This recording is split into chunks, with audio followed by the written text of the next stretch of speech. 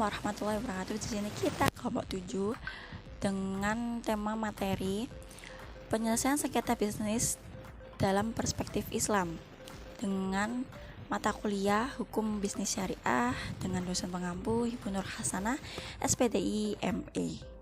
Nama saya Nura Aniati dengan NIM 401200264. Saya Natsza Dewi Nur Ngaini, NIM 401200257. Saya Rahma Aprilina Aryanti, NIM 401200271. Saya Ria Fariska, NIM 401200278. Latar belakang. Dalam menjalankan aktivitas kehidupan, terjadinya persinggungan antara manusia ataupun badan hukum baik dalam bentuk hubungan antara pribadi maupun transaksi bisnis dapat menimbulkan reaksi. Persinggungan tersebut dapat menimbulkan reaksi positif ataupun reaksi negatif. Adanya usaha untuk mencapai tujuan tentunya akan berdampak pada persaingan tidak sehat yang dapat menimbulkan kerugian. Sehingga potensi terjadinya sengketa menjadi besar. Salah satu pihak yang dapat menimbulkan sengketa untuk dapat menghindarkan diri dari risiko tersebut terdapat dua cara, yakni 1. Membawa sengketa tersebut ke pengadilan, 2. Berusaha untuk menyelesaikan sengketa tersebut di luar pengadilan. Penyelesaian sengketa melalui perdamaian atau sulhu. Dalam Islam, sulhu adalah salah satu metode penyelesaian sengketa yang sangat dianjurkan untuk digunakan dalam menyelesaikan perselisihan. Penyelesaian sengketa dengan cara damai yang mencakup berbagai cara penyelesaian seperti negosiasi, mediasi atau konsiliasi, dan kompromi, tindakan atau negotiation, mediation, conciliation, dan compromise of action. Mengindikasikan bahwa tujuan sulh adalah untuk mengakhiri konflik dan permusuhan antara para pihak yang bersengketa dengan damai sehingga mereka bisa tetap menjalin hubungan. Sulh merupakan sebuah resolusi berdasarkan konsiliasi yang dinegosiasikan oleh para pihak yang bersengketa, baik dengan sendiri ataupun dengan bantuan pihak ketiga berdasarkan persetujuan para pihak yang bersengketa. Syarat-syarat as-suhlu. Ada 3 syarat mengenai as-suhlu. Pertama, syarat yang berhubungan dengan musyahli atau orang yang berdamai, yaitu disyaratkan mereka adalah yang tindakannya dinyatakan sah secara hukum. Kedua, syarat yang berhubungan dengan musyahli, yaitu berbentuk harta yang dapat dinilai, diserah terimakan, dan berguna. Ketiga, syarat yang berhubungan dengan musyahli anhu, yaitu sesuatu yang diperkirakan termasuk hak manusia yang boleh diiwatkan atau diganti. Selanjutnya mengenai macam-macam as-suhlu. Pertama, perdamaian antara muslimin dengan kafir, yaitu membuat perjanjian untuk meletakkan senjata dalam masa tertentu secara bebas. Kedua, perdamaian antara kepala negara dengan pemberontak, yakni membuat perjanjian-perjanjian dan peraturan mengenai keamanan dalam negara yang harus dia taati. Yang ketiga, perdamaian antara suami dan istri, yaitu membuat perjanjian dan aturan-aturan pembagian nafkah, masalah durhaka, serta dalam masalah.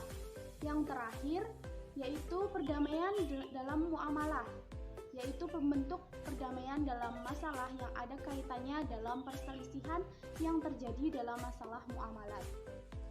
Penyelesaian sengketa melalui arbitrase.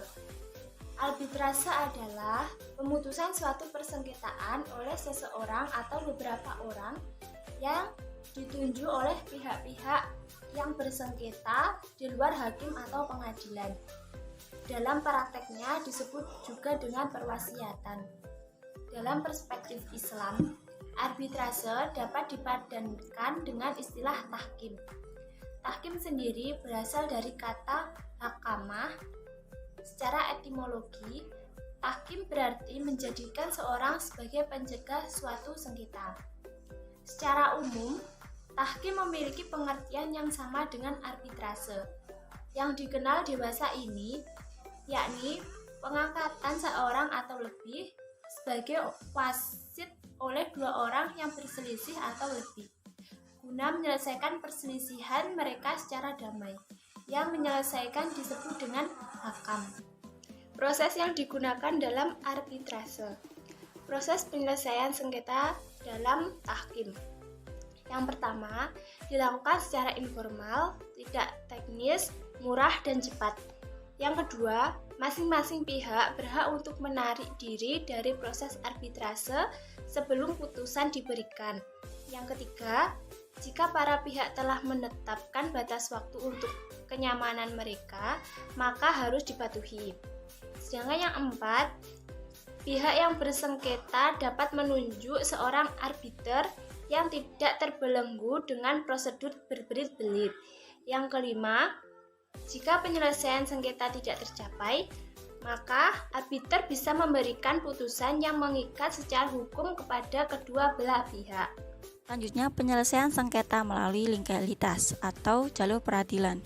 Dalam sistem kekuasaan kehakiman pada sebuah pemerintah, sepanjang dijumpai dalam sejarah Islam ditemukan 4 model kekuasaan penegak hukum atau lembaga hukum, yaitu yang pertama, kekuasaan al-qadha atau lembaga penegak hukum, yang kedua, kekuasaan al-hizbah, yang ketiga, kekuasaan al-mazam dan al-mahkamah al-asyakiriyah. Pengadilan agama merupakan salah satu lembaga penegak hukum atau badan peradilan yang melaksanakan tugasnya diberikan oleh undang-undang yang dikhususkan bagi orang beragama Islam atau yang menundukkan diri pada hukum Islam secara sukarela, dimulai dengan proses penerimaan, pemeriksaan, proses pengadilan, dan penyelesaian perkara yang tertera pada pasal 49 sampai pasal 23 Undang-Undang Nomor 7 Tahun 1989, Undang-Undang Nomor 3 Tahun 2006, Undang-Undang Nomor 50 Tahun 2009 tentang peradilan agama. Kewenangan peradilan agama dalam menangani sengketa ekonomi syariah yang telah tertulis secara eksplisit dalam pasal 49 menyatakan pengadilan agama bertugas berwenang memeriksa, menuntaskan, dan menyelesaikan perkara di tingkat pertama antara orang-orang yang beragama Islam di bidang perwakilan, pewaris, wasiat, hibah, wakaf, zakat, infak, sedekah, dan ekonomi syariah. Sedikit quotes untuk hari ini.